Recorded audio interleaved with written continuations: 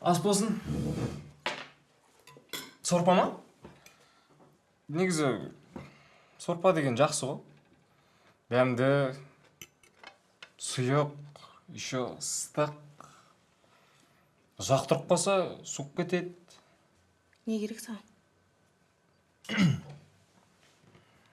Қалың қыз, сенде артық салмақ бар деп мен айтқым келген жоқ.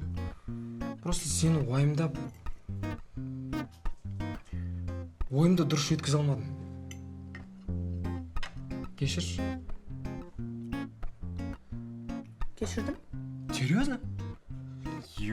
Кәдімгі жеңілдеп қалдым ғой мен. Негізі бар ғой, артық салмақ деген ол көп қозғалмағаннан. Сен қозғалмайсың ғой вообще жұмыста. Айгерімді қараш, целый день жүгіреді. Сосын ол апарық. Бізге жұмысқа кірсе, ол да сен сияқты былшиып кетеді. Былшиып? Иә? Бүйтіп жайылып кетеді.